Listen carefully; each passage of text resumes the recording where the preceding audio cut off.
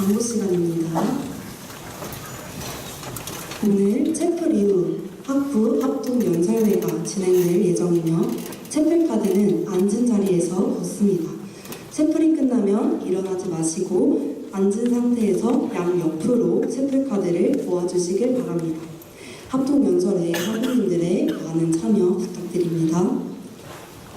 두 번째 광고입니다. 총대학원 여학생회에서 오늘 7시 웨슬리 1세미나실에서 우린 다르게 살기로 했다 북콘서트와 좌담회를 연다고 합니다. 책의 저자이신 한겨레 종교부 조현 기자님과 마을 공동체 이야기 손님들께서 오셔서 이야기 나누신다고 하니 마을 목회와 농촌 목회에 마음이 있으신 분들이 참여하시면 좋을 것 같습니다. 마지막 광고입니다. 네. 오늘 예배 찬양을 담당한 학부 찬양팀 프레젠스입니다. 다음 주 화요일 26일에 2019 프레젠스와 함께 예배할 분들을 위한 오디션이 있습니다. 지원 마감이 내일까지니 서둘러 주시기 바랍니다. 자세한 사항은 프레젠스 페이스북 페이지를 참고해 주시기 바라고 많은 지원과 기도로 사역에 동참해 주시길 바랍니다. 감사합니다. 그 다음은 오늘의 성경 공독 말씀 함께 읽겠습니다. 마태복음 15장 21절에서 28절 말씀입니다. 마태복음 15장 21절에서 28절 말씀입니다. 예수께서 거기서 나가사 두로와 시돈 지방으로 들어가니 가난한 여자 하나가 그 지경에서 나와서 소리질러 이르되 주 다윗의 자손이여 나를 불쌍히 여기소서 내 딸이 흉악하게 귀신 들렸나이다 하되 예수는 한 말씀도 대답하지 아니하시니 제자들이 와서 청하여 말하되 그 여자가 우리 뒤에서 소리를 지르오니 그를 보내소서. 예수께서 대답하여 이르시되 나는 이스라엘의 집에 잃어버린 양 외에는 다른 데로 보내심을 받지 아니하였노라 하시니 여자가 와서 예수께 절하며 이르되 주여 저를 도우소서. 대답하여 이르시되 자녀의 떡을 취하여 개들에게 던짐이 마땅하지 아니하니라. 여자가 이르되 주여 올소이다마는 개들도 제 주인의 상에서 떨어지는 부스러기를 먹나이다 하니 이에 예수께서 대답하여 이르시되 여자여 내 믿음이 크도다 내 소원대로 되리라 하시니 그때로부터 그의 딸이 나으니라. 네. 오늘 우리에게 말씀을 전해주실 박범호 목사님께서는 한미등교회에서 담임을 하고 계시며 학부 소그룹 영성훈련 지도교수로 계십니다. 네, 오늘 그래도 예수께 나아가자라는 주제로 오늘 이 자리에서 말씀을 전해주실 목사님 나오실 때 이 자리에서 이제 우리 하나님의 은혜를 함께 기대하며 박수로 청합시다.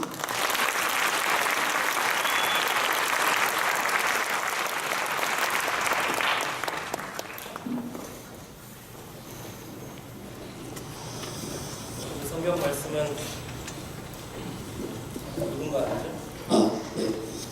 오늘 성경 말씀은 예수님께서 두로와 시돈 땅에 들어가셨을 때의 이야기로 시작이 됩니다. 성경 배경을 조금 아는 분들은, 성경 지식을 조금 아는 분들은 예수님께서 두로와 시돈 지역으로 들어가셨구나 라는 것만으로 여길 가셨네? 한 번 더 눈여겨보고 생각하게 됩니다. 혹시 여러분 예수님이 두로와 시돈 땅에 가셨다는 것만으로 하면 뭔가 이렇게 눈여겨볼 만한 생각점이 있으신 분이 혹시 있으실까요?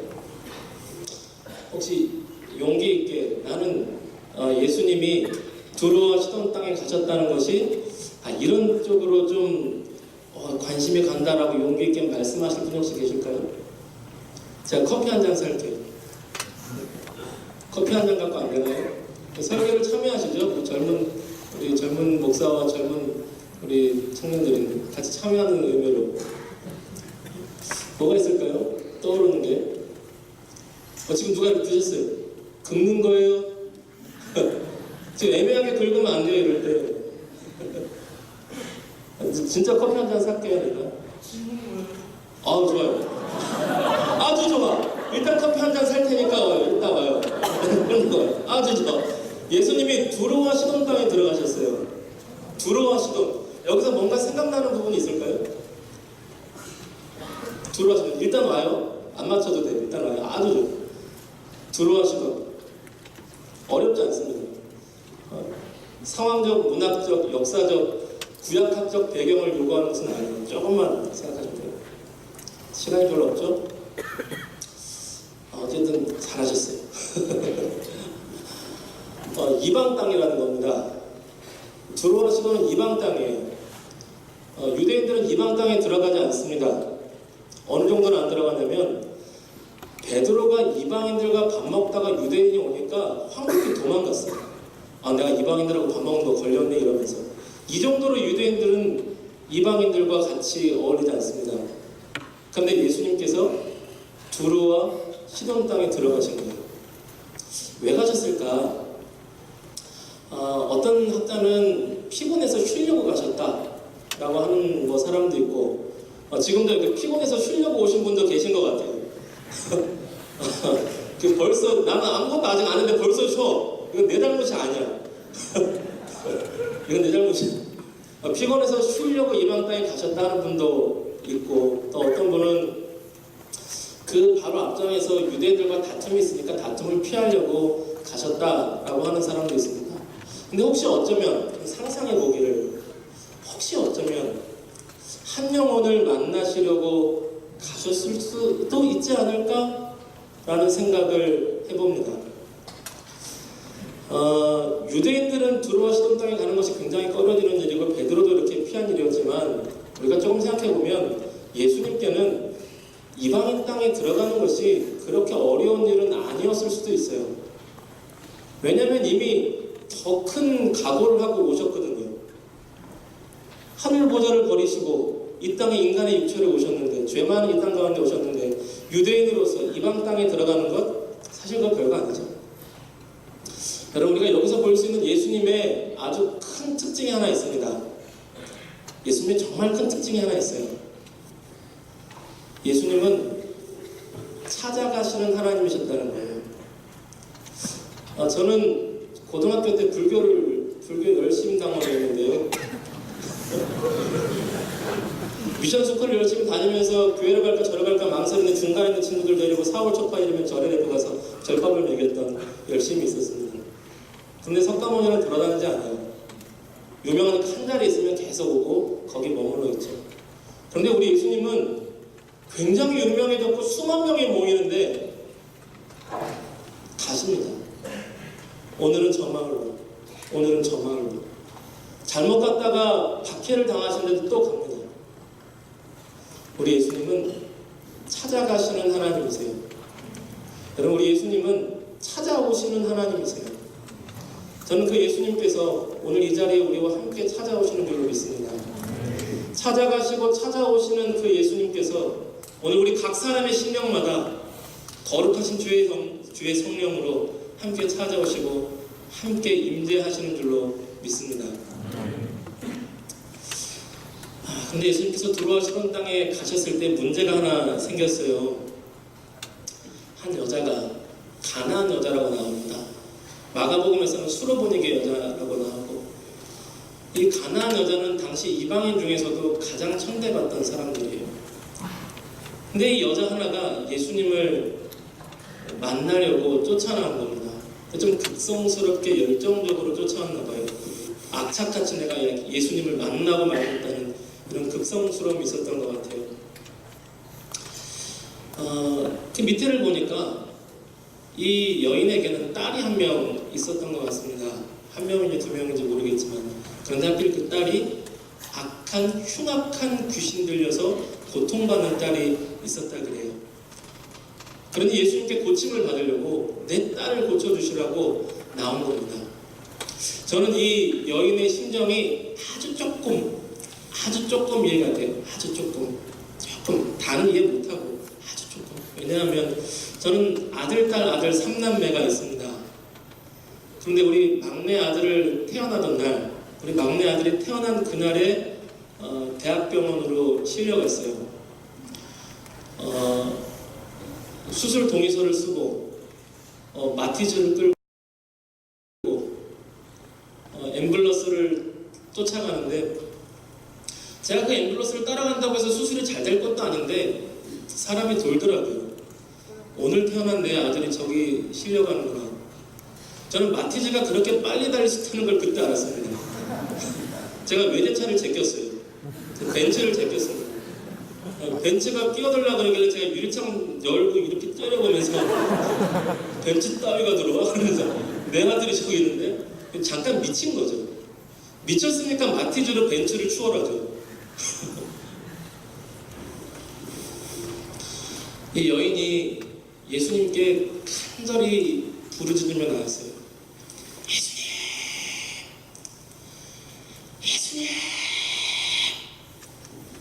다윗의 자손이야, 예수님, 부르짖은 겁니다. 근데 예수님 안 들으세요. 오죽 소리를 질렀으면 제자들이 예수님 좀 보내시던가 말을 하시던가. 근데 예수님이 잘 안 들으세요. 여인은 계속 나가죠. 예수야, 내 딸이 흉악한 귀신이 들렸습니다. 아무도 고치지 못합니다.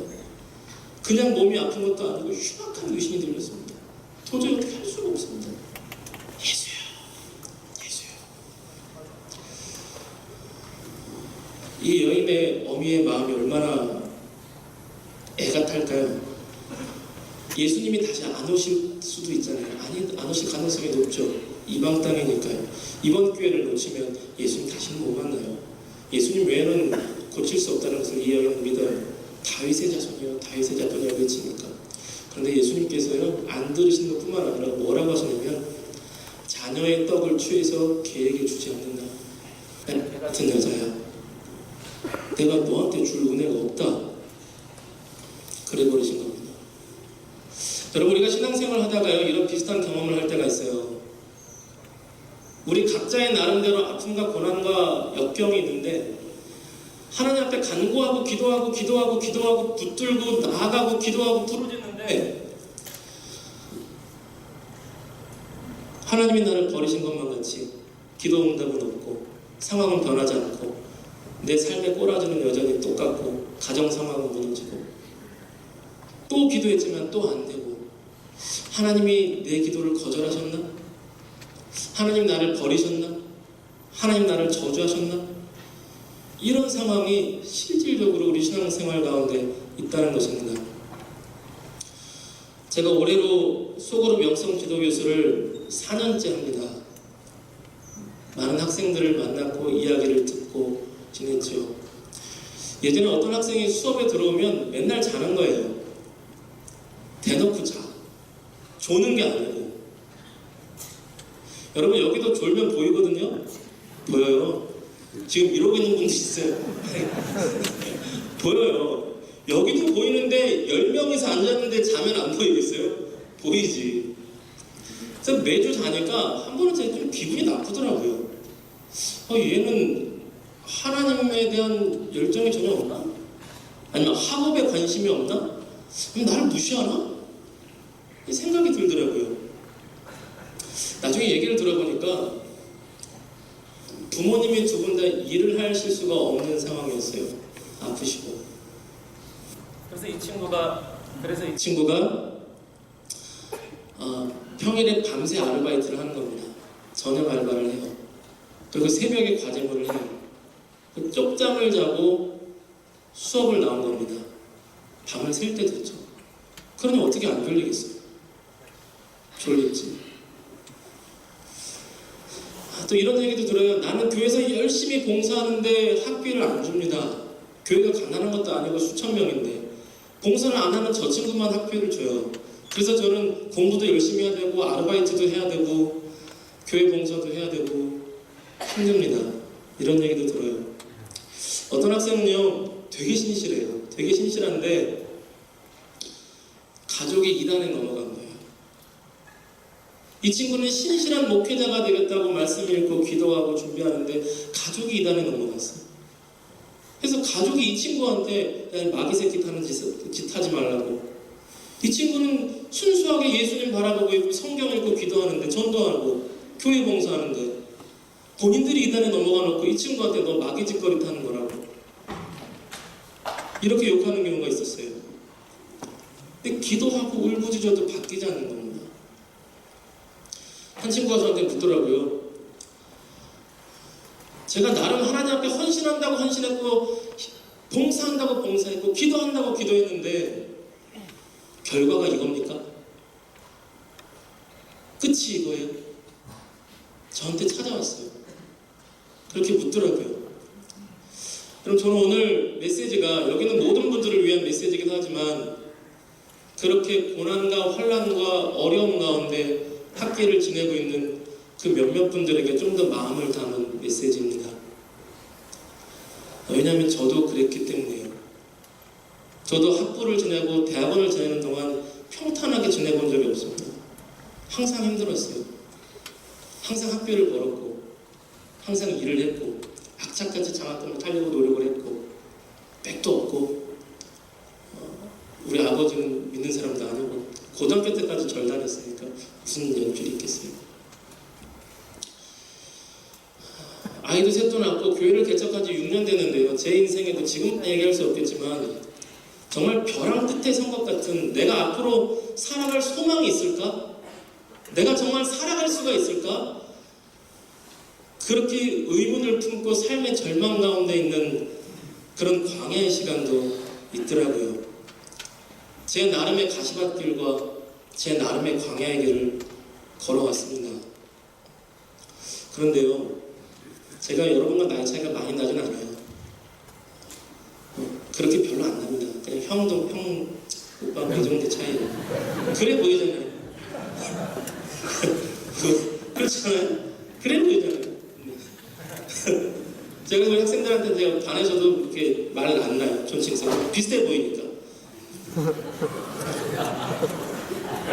너무 크게 웃네. 네. 그런데 그렇게 지내보니 많이 산 건 아니지만 그게 끝은 아니더라고요. 하나님께서 그것으로 끝나게 하시지 않더라고요. 살다 보니 하나님께서 그 위대한 감리교 신학대학교 채플에 쓰는 이런 시간도 주시더라고요. 여러분, 그게 끝이 아닙니다. 만약에 요셉이 노예로 끌려간 것이 끝이었다면 우리에게 소망이 없겠죠. 요셉이 감옥에서 잊혀진 썩어가는 인생으로 끝났다면 우리에게 소망이 없겠죠. 우리는 앞날을 알지 못하지만 하나님의 크고 놀라운 계획이 우리와 여전히 함께 있는 줄로 믿습니다.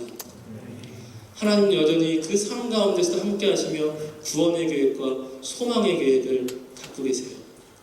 여러분, 그래서 그 광야 같은 끝나지 않을 것 같은 시간 속에 있을지라도 여러분, 끝까지 예수님 붙드셔야 됩니다. 예수님 끝까지 붙드시는 사람이 소망이 있어요. 반드시 여러분을 통해서 생명의 역사와 구원의 역사를 하나님께서 베푸실 것입니다.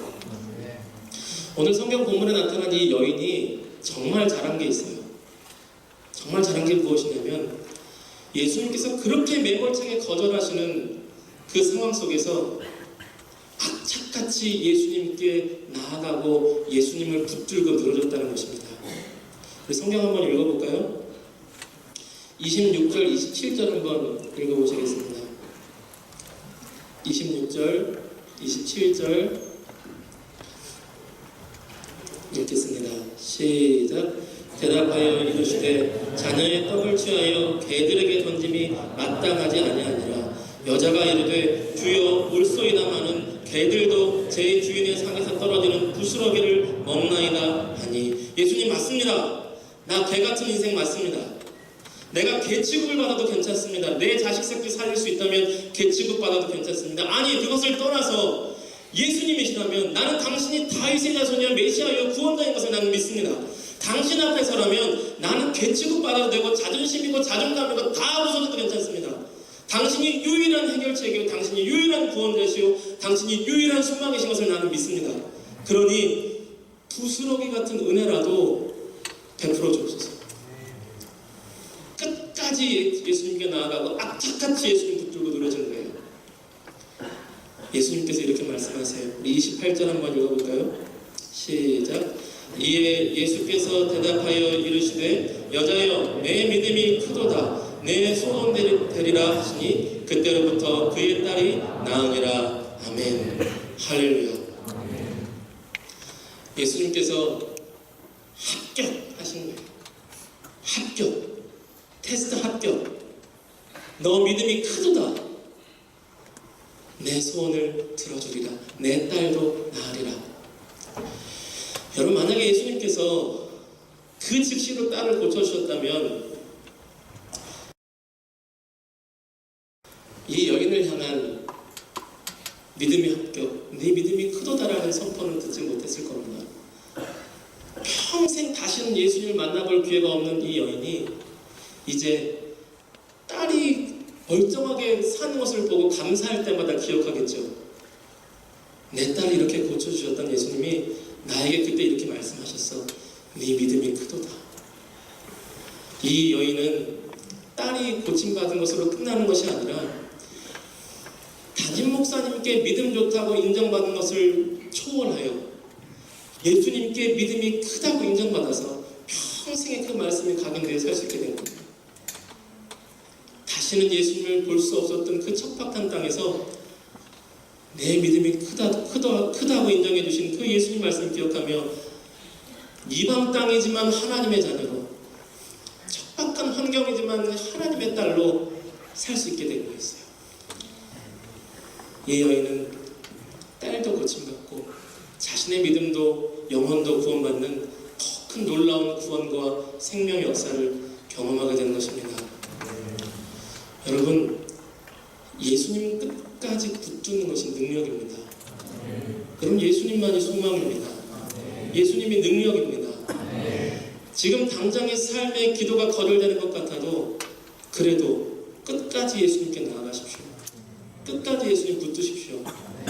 반드시 주님께서 함께 하셔서 여러분의 삶을 통하여서 더 크고 놀라운 생명과 구원의 역사를 베푸실 줄로 믿습니다.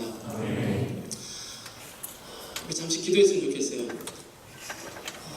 제가 설교를 20분에서 25분 받았는데 제가 몇 분 남겼어요. 기도하려고. 찬양팀 좀 도와주시겠어요?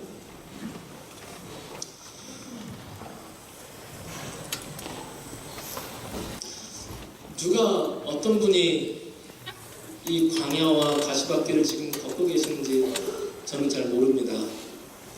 그런데 우리가 학교에서 평범하게 만나는 웃으며 밥 먹는 그 친구가 사실은 말 못할 아픔이 있을 수 있는 거죠.